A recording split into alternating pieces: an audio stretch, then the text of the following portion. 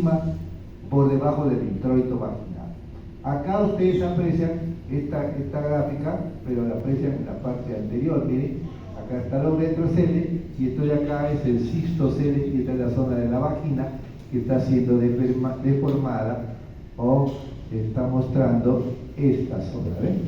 Entonces este es el uretro, cistocele. ¿Por qué sucede esto? Por un trastorno del piso pélvico, básicamente del músculo elevador del ano. La siguiente, por favor. Esto es el rectocele. Miren, normalmente el recto está ubicado en esta forma, ¿ya? Está por detrás de la vagina. Acá existe el esfínter rectal, ¿ya? Pero ¿qué sucede? Por ejemplo, pacientes estreñidos que tienen que estar pujando constantemente, ¿ya? O que tienen fecalomas. ¿Qué son fecalomas? Son bolos de heces muy grandes, ¿ya? Hay personas que tienen tendencia a tener estreñimiento y hacen heces muy grandes, muy dilatadas, muy gruesas. Entonces eso hace que esta zona se dilaten mucho, ¿ya? Inclusive hay problemas congénitos del recto, ¿ya? Por ejemplo, hay lo que se llama el dólico megacolon, ¿ya? O dólico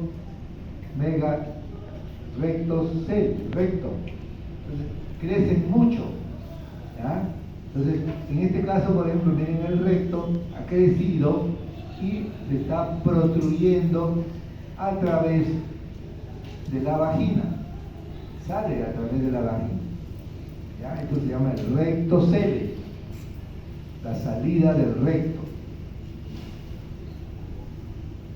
El útero en su posición, la vejiga en su posición. Usualmente no es así como se ve en esta gráfica, que es una gráfica fría, sino usualmente se ve siempre un problema de la parte anterior, o sea, de la vejiga, más otro problema del recto, y a veces también la salida del recto dependiendo de la edad de la persona, ¿no? Y la cantidad de hijos que han tenido. La siguiente, por favor. Luego también aparece el útero. Miren, el útero normalmente está en esta posición, ¿ya? El útero normalmente está en esta posición, pero ¿qué sucede? Puede salirse, ¿ya? Eso se llama prolapso uterino, el término médico es histerocele. Si sale el útero, usualmente se jala la vejiga y se jala el recto, porque están juntos, ¿ya? Entonces sale el útero, se jala el recto, se jala a la vejiga, y entonces cuando uno hace la corrección quirúrgica de esta zona, tiene que corregir tanto la parte anterior para la vejiga, tanto para el útero o tanto para el recto. Si el útero está muy salido, lo que se recomienda es sacar el útero y corregir el prolapso de la vejiga y corregir el prolapso del recto, ¿ya? No es que actualmente hay gente que propugna usar mallas para levantar todo, pero a veces no dan muy buenos resultados las mallas porque el paciente comienza a hacer reacción a la malla. Entonces a veces la solución es peor que el problema. La siguiente, por favor. Esto, por ejemplo, es un prolapso uterino, ¿eh? El útero está afuera y acá tenemos la vejiga y acá tenemos la uretra, ¿no? Entonces este útero sale y se jala a las estructuras. En este caso estamos viendo la parte anterior, la vejiga y la vejiga y el uretra, y la uretra, ¿ya? Si viéramos la parte posterior, veríamos que también el recto se está saliendo. La siguiente, por favor.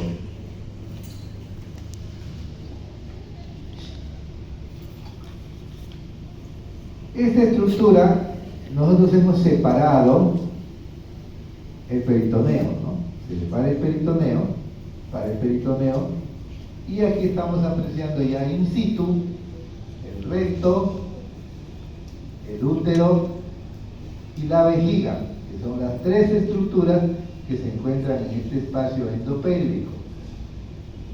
Aquí se aprecia la desembocadura del uréter, está viniendo a la parte posterior de la vejiga, ¿ya? Y acá se aprecia ya la parte de la vagina. Este músculo que está acá es el músculo elevador del ano, que forma el diafragma pélvico, ¿ya? Y estos de acá son los esfínteres, ¿ya?, superficiales del ano.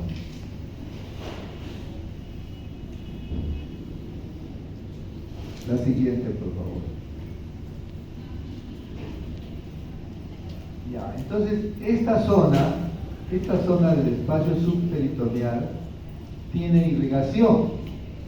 Esta irrigación está dada por la arteria ilíaca interna o hipogástrica. La ilíaca interna tiene ramas parietales y ramas viscerales, como todas, por ejemplo, todas las estructuras, ¿no? Como todos, por ejemplo, la aorta abdominal, ¿se acuerdan? Tenía ramas abdominales, viscerales y parietales. Parietales son aquellas que van a la pared, ¿ya? Y viscerales son las que van a las vísceras. Aquí tenemos 3 vísceras en esta zona. Tenemos la vejiga, tenemos el útero y tenemos el recto. Entonces esas serían sus ramas viscerales. En las ramas parietales tenemos una que se llama la iliolumbar, una que se llama la glútea superior, una que se llama la sacra lateral, una que se llama la glútea inferior, la pudenda interna, la umbilico vesical superior y la obturatriz. Entonces tenemos acá 7 ramas parietales, ¿ya? Estas son ramas de la arteria llamada hipogástrica o ilíaca interna. La siguiente, por favor. ¿Cuáles son las ramas vesicales? La vesical inferior, la uterina, la vaginal y la hemorroidal media. Usualmente la uterina puede dar la vaginal, o a veces son vasos diferentes, ¿ya? La siguiente, por favor.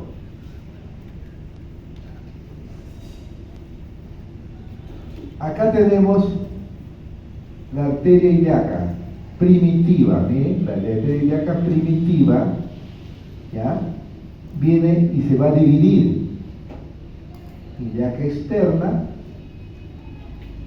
e ilíaca interna. La ilíaca interna también le llamamos la hipogástrica, como le dije hace un ratito. Entonces, ¿qué rama vamos a ver?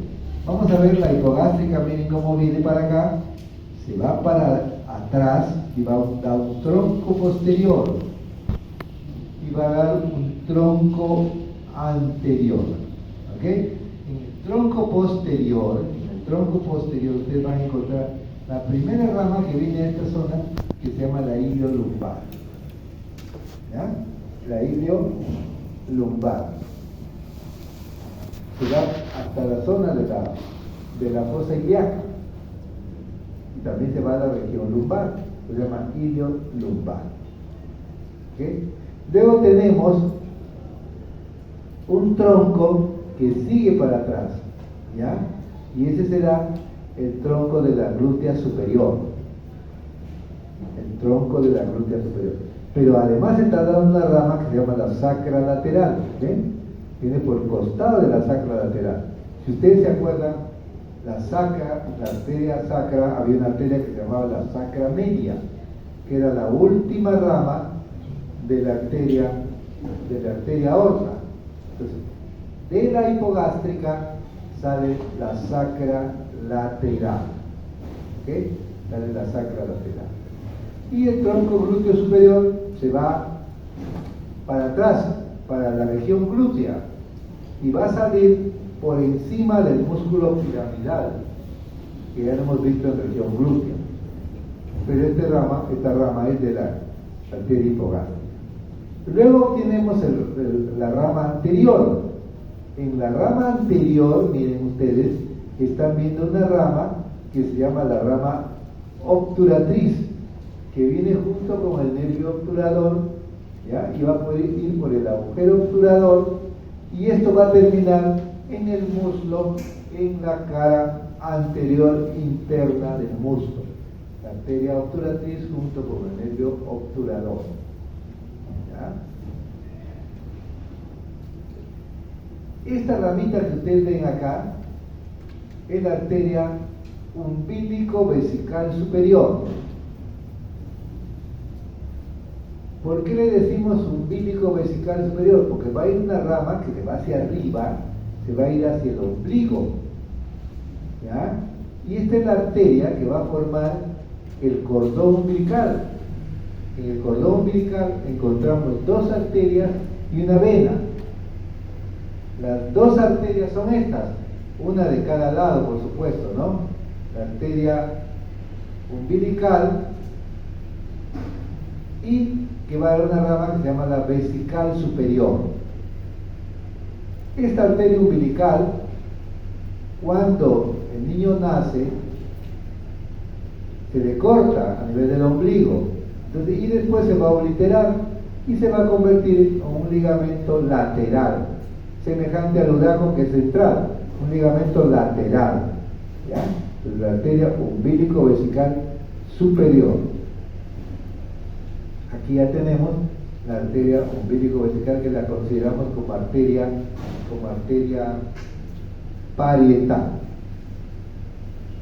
Luego tenemos las ramas, miren, acá tenemos la rama esta de acá. Vamos a ir acá. Acá tenemos una arteria que se llama la glútea inferior. Aquí tenemos la glútea superior. Tenemos la otra arteria que se llama la glútea inferior. Y otra arterita que se llama la pudenda. La glútea inferior pues va a ir por debajo del músculo piramidal, mientras que la glútea superior iba por encima del músculo piramidal. La pudenda interna, ya nosotros lo hemos visto, miren, viene por detrás del ligamento y va a venir hacia la región perineal, ¿ya? La región perineal va a dar una rama bulboclitoridea, una rama transversa superficial del periné y una rama hemorroidal inferior, que son ramas de la pudenda, ¿ya? De este mismo tronco anterior, usted va a encontrar la arteria vesical inferior, ¿ya? La arteria uterina, y en este caso está dando la arteria vaginal del mismo tronco, ¿ven? Y también la arteria hemorroidal media. Entonces aquí está apareciendo en la hipogástrica un tronco anterior que es mixto, que da ramas parietales y da ramas viscerales,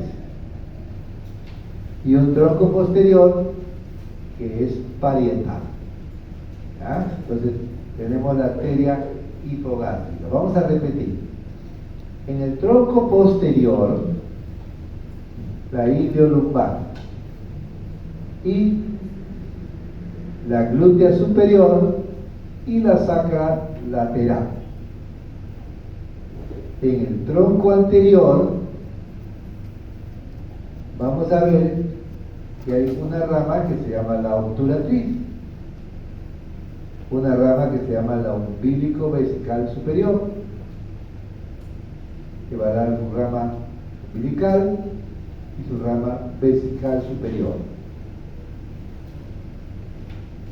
Esta es una rama mixta, porque las ramas parietales, pero también la rama visceral para la vejiga. Luego vienen las ramas viscerales, la uterina con su rama vaginal, la vesical inferior y la hemorroidal media. Y luego el tronco termina hacia atrás. ¿Cómo termina? Con la arteria glútea inferior y la arteria pudenda. La arteria pudenda para nosotros es muy importante porque viene a la región perineal.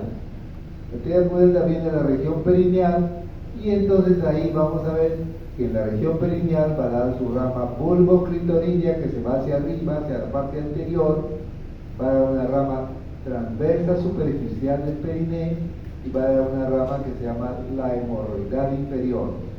¿Ya? Entonces miren ustedes, acá por ejemplo estamos encontrando como una característica propia del recto. El recto tiene tres ramas: la hemorroidal superior, que es rama de la mesentérica inferior; la hemorroidal media, que es rama de la hipogástrica; y la hemorroidal inferior, que es rama de la pudenda. En la vejiga vamos a encontrar una rama umbilico-vesical superior y una rama vesical inferior, que son ramas del tronco anterior de la arteria hipogástrica. Esto que apreciamos acá es el plexo sacro, que es de amarillo, y además estamos encontrando el nervio pudendo, que se forma de S2, S3 y S4, nervio pudendo. La siguiente, por favor.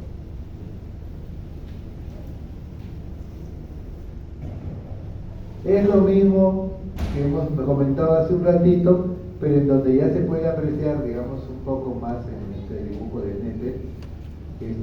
Se aprecia, por ejemplo, acá el pubis, se aprecia el sacro, se aprecia la vejiga, se aprecia el útero, ¿ya? Y no se aprecia acá el recto. Entonces, este es el tronco, miren el tronco, ¿ya?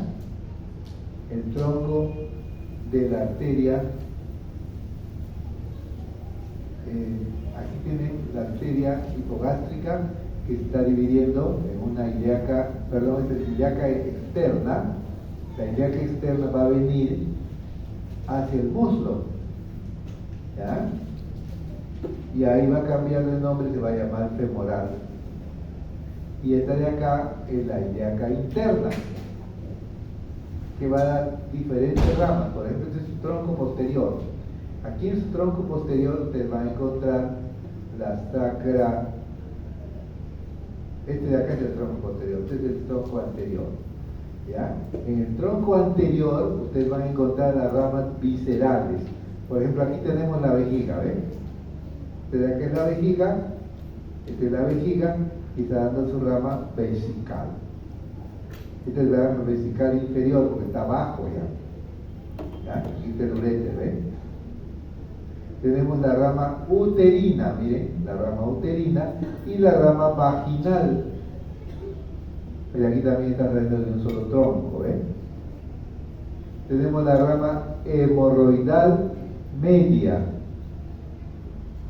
y tenemos la rama pudenda. Y la rama pudenda está viniendo, miren, hacia la región perineal. La rama pudenda está en la región perineal. Y aquí la rama pudenda también está dando su ramita hemorroidal inferior. Está dando su rama bulboclitoridea porque viene hacia adelante hasta el clítoris, miren, su rama transversa superficial. Y aquí está la hemorroidal inferior. Toda esta rama de la pudenda, que es esta. La siguiente, por favor. Aquí tenemos la inervación de la pelvis. Como ustedes siempre los hemos comentado, existe sistema nervioso voluntario y sistema nervioso involuntario. El sistema nervioso voluntario está dado por los nervios raquídeos, que salen de la médula espinal y van a ir a formar los plexos. Por ejemplo, estos son los plexos, ¿ven? Plexo sacro-coccigio, este de acá, S1, S2, S3, S4, S5, ¿ya? Pero además van a aparecer los plexos,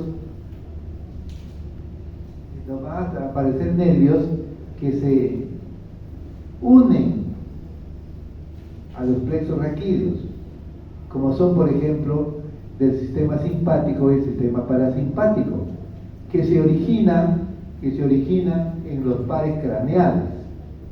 Si ustedes se acuerdan, el nervio vago era un nervio craneal, el 10º par craneal. Y ese nervio vago, como les comenté siempre, no es tan vago. ¿Por qué? Porque se encarga de inervar a todas las vísceras y va a formar los plexos, tanto vesicales, tanto uterinos, uterovaginal, como rectales. ¿Ven? Plexo vesical, plexo uterovaginal y plexo rectal. Pero el nervio vago no actúa solo, sino actúa gracias a la cadena simpática. Miren, esta es la cadena simpática. La cadena simpática tiene sus ganglios simpáticos. Y estos ganglios simpáticos se comunican con el sistema parasimpático, que tiene que ver con el nervio vago, se juntan y forman los plexos. ¿Ya? Y estos plexos son los encargados, por ejemplo, en el caso del parto, son los encargados de producir el dolor del parto. ¿Ya? Entonces, y tienen inervación vegetativa. Funcionan, por ejemplo, cuando hay presión. Yo lo puedo cortar a este plexo, o puedo cortar el útero y eso no le duele a la mujer. Pero si lo dilato, lo estiro, ahí sí le duele. Por ejemplo, cuando viene la dilatación del cuello del útero, eso provoca dolor, porque tiene su plexo útero-vaginal. ¿Ya? La siguiente, por favor.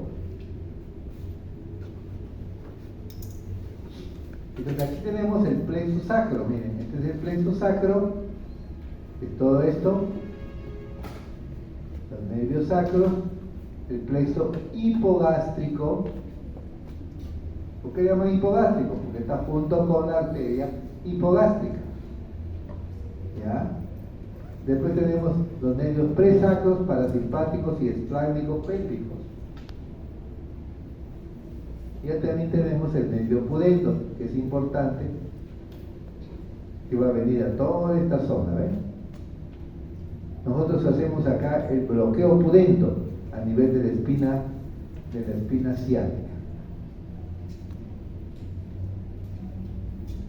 La siguiente, por favor. ¿Cuál es la diferencia con el varón? Entonces aquí tienen ustedes, en el varón, miren, tenemos la vejiga, tenemos el recto. La vejiga unida a línea media por una estructura que se llama el uraco. Las alas de la vejiga y el recto también con sus alas. ¿Ya? Este es el espacio prevesical, el espacio retrovesical o vesico-rectal. Lateralmente, como les comentábamos, estaban los vasos ilíacos. Y aquí tienen ustedes la aorta, como se está dividiendo, miren, está dividiendo en una ilíaca primitiva derecha, ilíaca primitiva izquierda. La siguiente, por favor.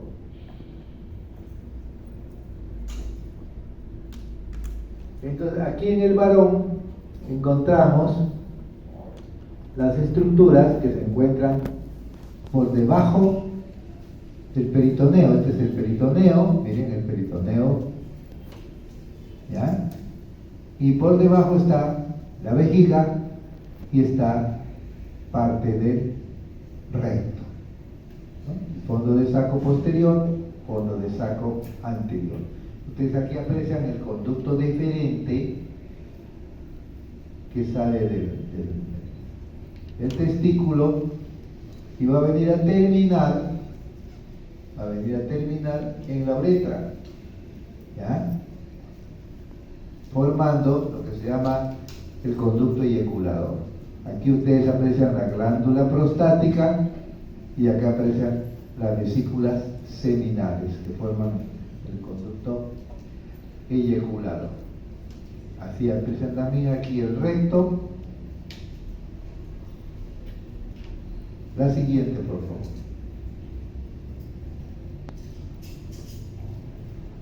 ¿Qué características tiene la vejiga masculina? La vejiga masculina, primero que la capacidad vesical es menor. La capacidad vesical es menor, a pesar de que tiene un mayor espacio para abrirse, es su capacidad vesical menor, porque también eso depende de las costumbres y de los hábitos. Los varones usualmente tienden a miccionar en cualquier lado, hasta detrás del poste o detrás de la puerta del carro, pero las damas no lo hacen así, entonces ellas crean una costumbre mayor en la vejiga y una mayor capacidad para retener la orina. Este es el trígono vesical, la desembocadura del uréter, el otro uréter y el inicio de la uretra. Acá encontramos la úvula de la vejiga. ¿Ya? Entonces encontramos el trígono de este espacio. Y este de acá es el cuello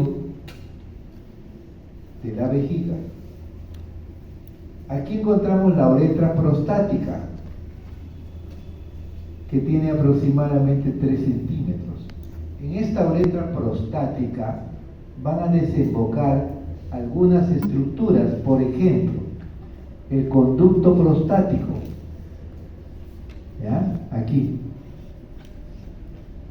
y los conductos eyaculadores a los costados, de tal manera de que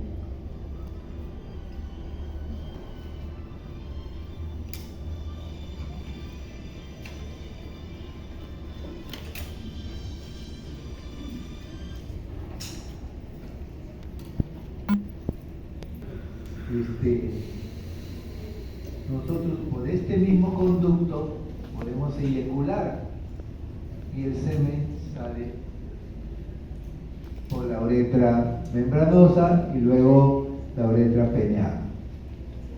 Igualmente, el utrículo prostático produce su líquido prostático y también se junta con el semen para el momento de la eyaculación. Entonces la uretra prostática es esta, 3 centímetros. Viene después la uretra membranosa, que mide 1 centímetro y tiene que ver con el esfínter uterino, es el músculo urogenital, transverso profundo del perineo. Luego tenemos aquí el músculo bulbo cavernoso, que es de acá el músculo isquio cavernoso, y estamos viendo ya cómo aparecen los cuerpos cavernosos y el cuerpo esponjoso. La uretra se mete en el cuerpo esponjoso y va a irse hasta el glande, que ya lo hemos visto en la parte teórica de genitales masculinos. Entonces repetimos: cuello de la vejiga, úvula de la vejiga, trígono vesical, uretra prostática, 3 centímetros, todo esto es la glándula prostática, el utrículo prostático, la desembocadura del jugo prostático, acá la desembocadura de las vesículas del conducto eyaculador, paralelamente a donde está la desembocadura de la próstata. Luego viene la uretra membranosa, que tiene 1 centímetro, y luego viene la uretra peneana, que es una uretra que se introduce dentro del cuerpo esponjoso, que es lo que ustedes ven acá. La siguiente, por favor.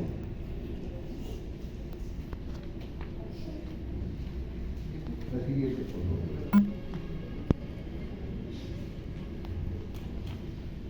Este es el recto que estamos viendo in situ. Acá tenemos el recto, su posición, ¿ya? Este es el espacio que queda posterior entre la vejiga y el recto, y aquí la desembocadura del uréter.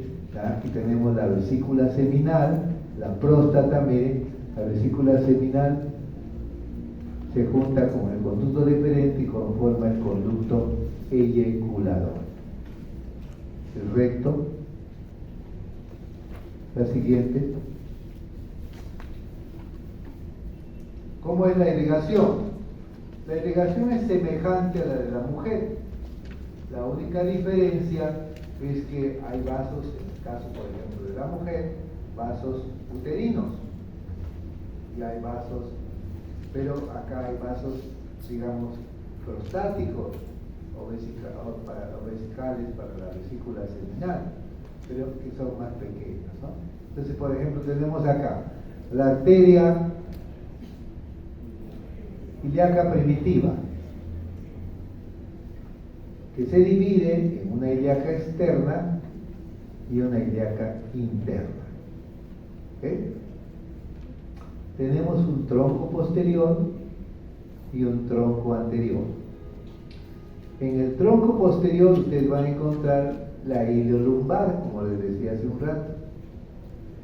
Vamos a encontrar la glútea superior y vamos a encontrar las sacras laterales. Entonces hay tres vasos en el tronco posterior: iliolumbar, sacras laterales y glútea superior. Como ustedes saben, la glútea superior va por encima del músculo piramidal en la región glútea. Luego viene el tronco anterior. ¿Qué vamos a encontrar en el tronco anterior? Vamos a encontrar la vesical superior o umbilico vesical, ¿ven? Umbilico vesical superior es esta que está acá. Y vamos a encontrar la obturatriz. Aquí vamos a encontrar la vesicodeferencial. ¿Qué cosa es vesicodeferencial? Es la vesical, ¿ya? Tronco vesical que viene al conducto deferente y viene la vesícula seminal. Además vamos a encontrar la vesical inferior, la hemorroidal media que viene al recto, a la parte media del recto. Vamos a encontrar la glútea inferior y vamos a encontrar la pudenda interna. Pero son las mismas ramas, la única diferencia es esta, ¿no? Que se llama la vesicodeferencial, que en el caso de la mujer se llama útero vaginal. Tronco posterior, tronco anterior, nervio obturador junto con la arteria obturatriz. La siguiente, por favor. La fosa isquiorrectal. ¿Qué cosa es la fosa isquiorrectal? Es el espacio que queda entre las tuberosidades isquiáticas, ¿ya? Entre las tuberosidades isquiáticas, este es el isquio, y el recto.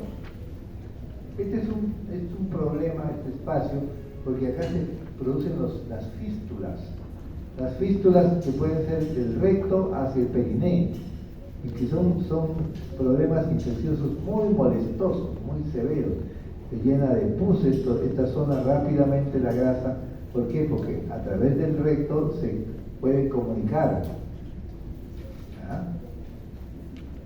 Aquí ustedes están viendo el recto en un corte frontal, y están viendo esta zona que es el límite. Estas son las líneas de Hilton, le llaman. Estas miren, son unas valvulitas, las válvulas de Houston le llaman. Estas valvulitas, el recto mide 3 centímetros solamente. Y luego viene, perdón, el ano mide 3 centímetros y el recto es lo demás, ¿no? Puede medir 40, 50 centímetros. Estos de acá son los esfínteres. Esfínter externo del ano, ¿ya? Esfínter externo del ano, y tiene un esfínter interno. Esos dos esfínteres evitan la salida de las heces espontáneamente. Entonces, el esfínter se contrae y se relaja de acuerdo a la necesidad de la persona puede manejar estos esfínteres. ¿Ya? Entonces, tenemos el esfínter interno y el esfínter externo, que tiene que ver sobre todo con el músculo elevador del ano. La siguiente, por favor. Entonces aquí tenemos el recto y el ano. Miren ustedes, estas son las válvulas rectales, también llamamos válvulas de Houston, ¿ya? Tenemos válvulas rectales superior, inferior y media, ¿ya? Tienen dos para un lado, uno para este lado. Entonces se forman las ampollas rectales. Estas son las columnas anales, también llamadas de Morgani, ¿ya? Y este de acá se llama la línea pectínea. En estas columnas están los vasos hemorroidales internos, y a veces estas columnas se dilatan y entonces se forman lo que se llaman las hemorroides internas. Las hemorroides internas, que uno no las puede ver. Las hemorroides externas son las que nosotros vemos y que ya les he mostrado algún dibujo de eso. ¿Ya? Entonces tenemos la línea pectínea, ¿ya? La línea blanca de Hilton, que es el espacio entre la parte interna del ano y la parte externa del ano, que es la parte ya que está a veces acompañada de piel. Pero esta zona de acá es mucosa solamente.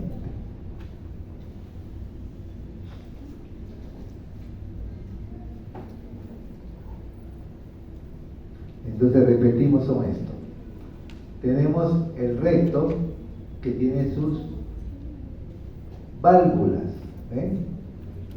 rectales, superior, inferior y media, y esto forma sus abolladuras rectales. Luego tenemos las columnas de Morgani, la línea pectínea, la línea alba o de Hilton, es la división entre la mucosa y la parte de la piel del ano. Tenemos el esfínter interno y el esfínter externo. El esfínter interno depende de la musculatura del mismo recto y el esfínter externo depende del músculo elevador del ano. ¿Ya? La siguiente, por favor.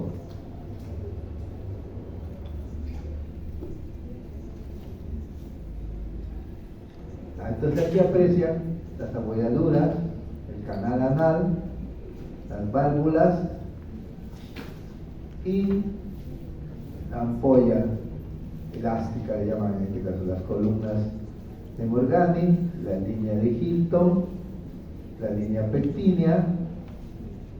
En esta zona el esfínter interno, que depende del músculo del recto, y el esfínter externo, que depende del músculo elevador del ano. La siguiente, por favor.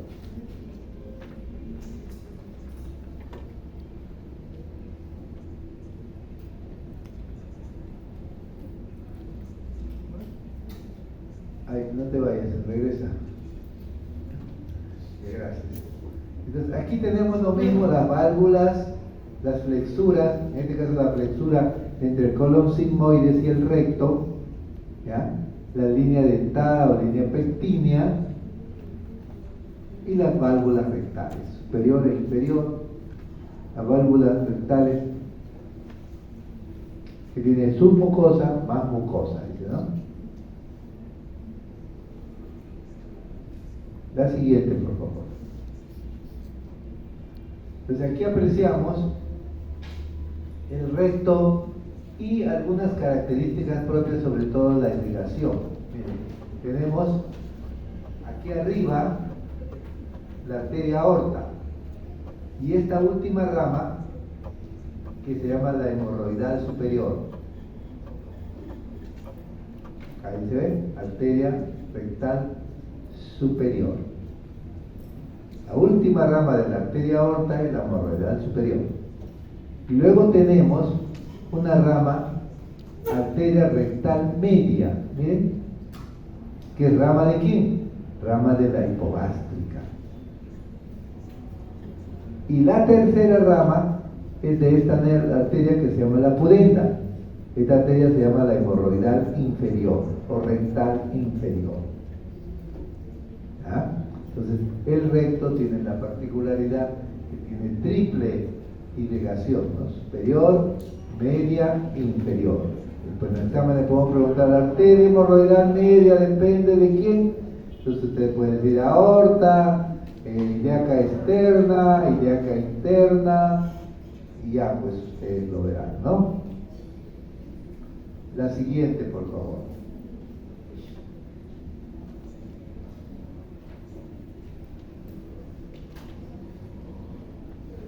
Ay, regresa, por favor.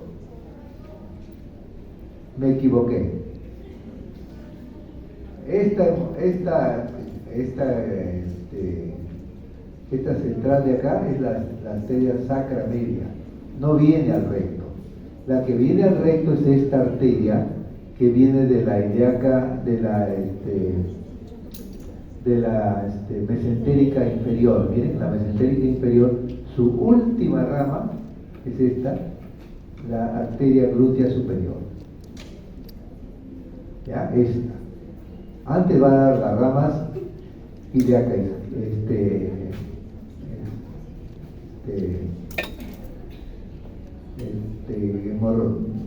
de acá se llama la rama sigmoidea, superior, media, inferior.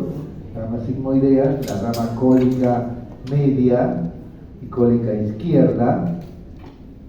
Y la ultimita va a ser la hemorroidal superior o rectal superior, no de la aorta, por favor, ¿ya? La hemorroidal media sí está bien, la hemorroidal inferior sí está bien, de la pudenda. La siguiente, por favor. Este es el sistema venoso. ¿Por qué es importante el sistema venoso? Por las famosas hemorroides. Ustedes toda la vida en su trabajo diario, en su profesión de obstetras, van a tener oportunidad de ver hemorroides de sus pacientes.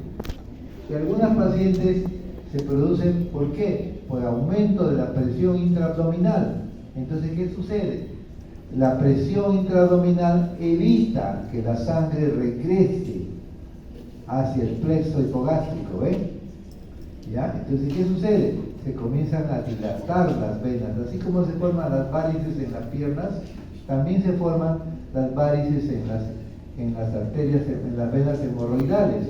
Entonces tenemos venas hemorroidales internas y tenemos venas hemorroidales externas. ¿Ven? Aquí tienen el plexo rectal externo y tiene acá es el plexo rectal interno.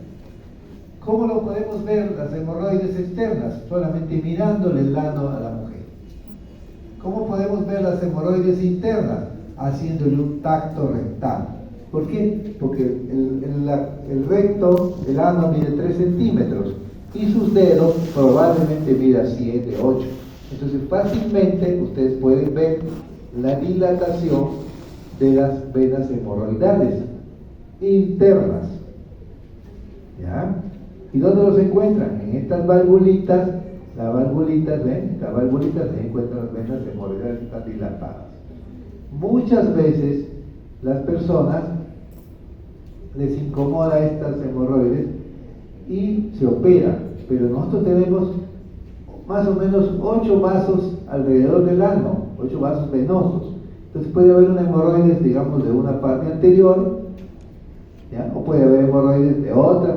De repente sale una, después sale otra, y no es que, digamos, curan la primera, desaparece la primera, y ya no van a aparecer nunca más, pueden aparecer otras más, así como aparecen las varices de las piernas, ¿ya? Entonces tenemos la desembocadura de las venas hemorroidales. Es importante que sepan que hay un plexo externo y hay un plexo interno. La siguiente, por favor.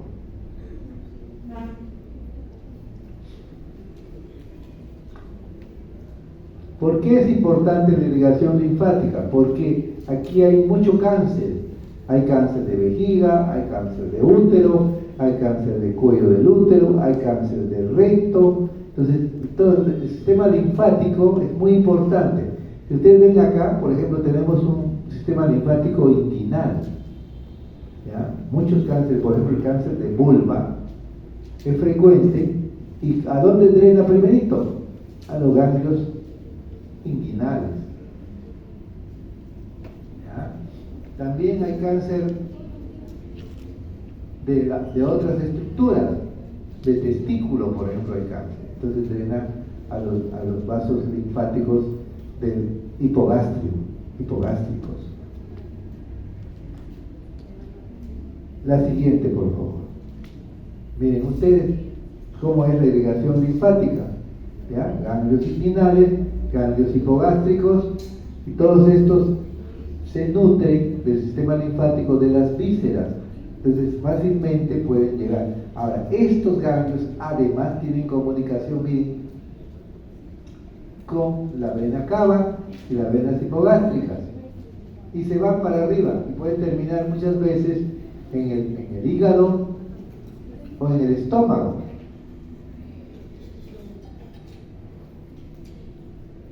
La siguiente, por favor. Entonces tenemos acá la inervación pélvica. La inervación pélvica, por ejemplo, para nosotros es importante a nivel de lo que son las funciones biológicas. Una de las funciones biológicas que nosotros tenemos es miccionar. Otra de las funciones biológicas que tenemos es defecar. Entonces, cada estructura tiene su propia inervación, ¿no? Por ejemplo, tenemos en esta zona tenemos los plexos que están dados por los nervios espláncnicos y el nervio pudendo. ¿Ven? Esta es la región anterior, que tiene que ver con los nervios pudendos. En esta zona encuentran ustedes la vejiga, la próstata, el músculo bulbo esponjoso, también el bulbo cavernoso. Todo tiene que ver con la fricción, tiene que ver con la eyaculación y tienen que ver con la cantidad de orina, la cantidad de iones que uno expulsa. Tienen que ver con estos nervios. Estos plexos sacros también tienen que ver con el recto, por si acaso.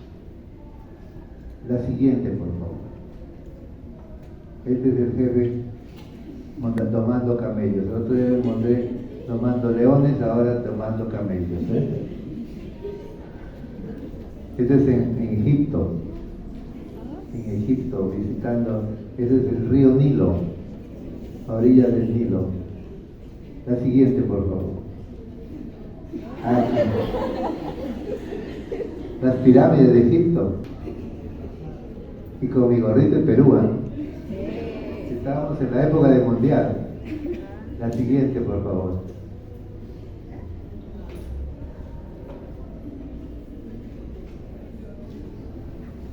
Una de las cosas que ustedes van a tener que aprender siempre es hacer un tacto rectal. Por ejemplo, miren, ayer estuve atendiendo un parto natural de una señora que empujó demasiado. Entonces al final tuvo un niño de 4 kilos 100 y se desgarró todo el perineo, aparte de la episiotomía que le hice. Entonces después de suturarla, uno tiene que evaluar cómo está el recto o cómo está el ano, porque a veces los desgarros llegan hasta el recto y uno no se da cuenta. O a veces cuando sutura el recto, sutura el ano, entonces encuentra los hilos al momento del tacto rectal, encuentra que los hilos están ahí. Y entonces eso no es bueno. ¿Por qué? Porque se van a producir fístulas. Por el recto y por el ano va a salir las heces. Y esa fístula, como tiene un hilo ahí, un hueco, las heces van a pasar hacia la zona donde suturaste. Entonces se va a abrir un canal. ¿Y qué va a pasar? Va a haber una fístula, ¿ya? Recto vaginal. Después de un tiempo la paciente comienza a botar heces por la vagina. ¿Qué pasó? El hilo con que suturado se metió hasta el recto. Entonces usted tiene que tener mucho cuidado de que el recto esté libre, no tenga sutura, para poder suturar solamente la parte anterior, que es de la vagina. ¿Ya? Porque la vagina es un órgano muy noble, fácilmente se cicatriza muy bien, pero no le puedes juntar con el recto. Si tú le pasas una aguja del recto o del ano hacia la vagina, se va a hacer fístula, y después de un tiempo el paciente va a comenzar a botar pus por la vagina. ¿Ya? Esta es una aplicación también en el caso del varón. Miren, el examen de la próstata. El examen de la próstata, como ustedes saben, ahí está nomás a 3 centímetros la próstata. ¿Ya? Y entonces, ustedes examinan la próstata normalmente debe ser blanda, como un durazno maduro. Pero con los años se hace un poco dura. Pero si encuentran una próstata, por ejemplo, irregular como esta, tienen que pensar en un cáncer de próstata. ¿Ya? Entonces, este es un examen más para los exámenes de varones, ¿no?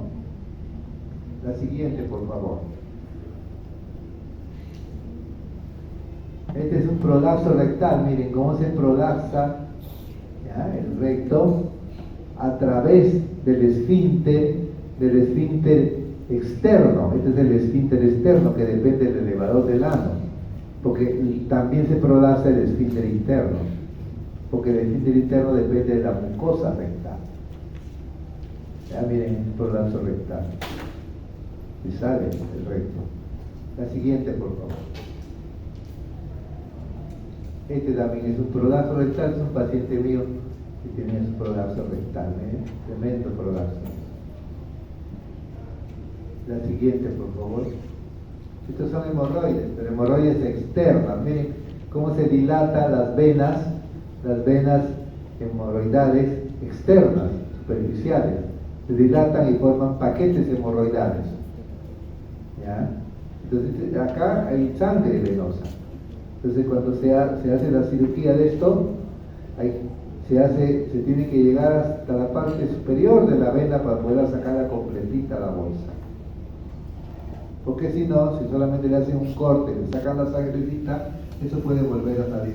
Pero en el caso, por ejemplo, de pacientes mujeres que a veces están embarazadas y llegan con mucho dolor en las hemorroides, ¿ya?, en ellas no es conveniente operarlas, sino se les da un tajo nomás y se corta y se saca la sangre que hay ahí dura, ¿ya?, momentáneamente, hasta que tengan su hijito y ya después le puedan solucionar el problema dependiendo cómo quede. Es como el quiste de Bartolino, la glándula de Bartolino que se infecta en la mujer que ya está por dar a luz. Es mejor cortarle nomás y no hacerle ninguna cirugía. ¿Para qué? Para sacarle la pus y solucionarle el dolor y la molestia que tiene la mujer, ¿ya?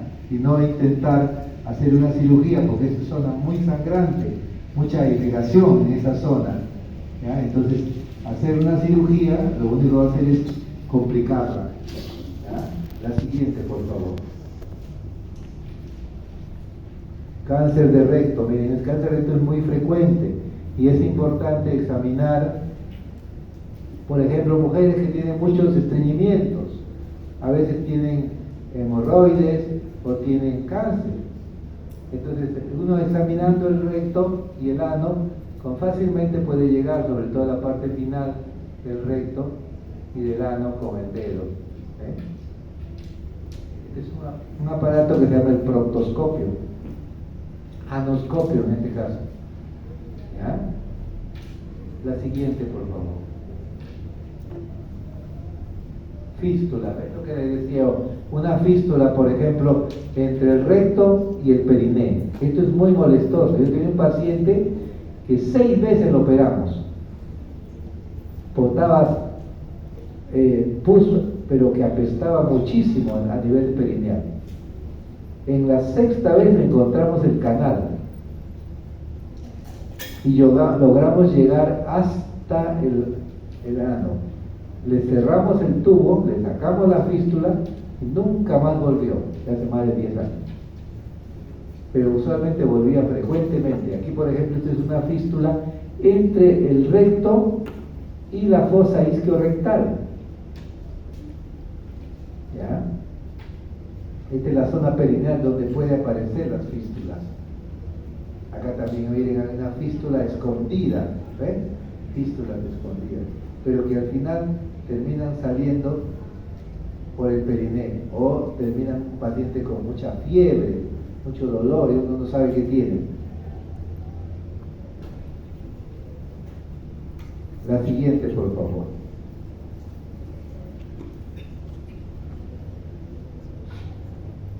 Acá ustedes ven el estímulo nervioso de cómo es en el proceso de la defecación. Como nosotros decíamos, tenemos el sistema nervioso involuntario, pero también tenemos el sistema nervioso voluntario. ¿Ya? Entonces, el sistema nervioso voluntario está dado por el sistema del nervio pudendo y el elevador del ano, y el sistema nervioso involuntario está dado por los nervios esplásmicos. ¿Ya? Entonces, el sistema nervioso involuntario tiene que ver con este esfínter interno, y el sistema nervioso voluntario tiene que ver con este esfínter externo, que es el elevador del ano. ¿Ya? Sistema de la defecación.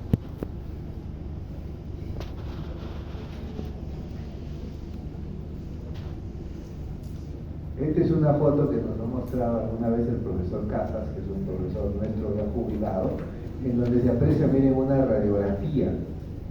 Es una radiografía. Y aquí se aprecia un cuerpo extraño, miren.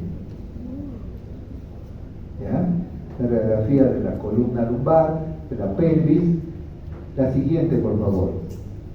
Esto es lo que tenía esta persona en el recto, ¿no? Un condón y un tubo. ¿Ya? Generalmente algunas personas pueden tener sexo por el recto, pero algunos a veces utilizan algunos objetos extraños, tanto vaginales como rectales. ¿Ya? Entonces hay lo que se llaman los aparatos externos. En este caso es un objeto que esta persona no pudo sacarlo y tuvo que ir al hospital para podérselo extraer. La siguiente, por favor. Miren esto. ¿Ya? También es del mismo profesor Casas. El profesor Casas es un cirujano general que hacía bastante proctología. Entonces a él le mandaban estos casos para el hospital, ¿no? La siguiente, por favor. Ese soy yo. Esculapio, el dios de la medicina. Esto es en Grecia. La siguiente, por favor. Y siempre acompañando a la blanquirroja. La siguiente.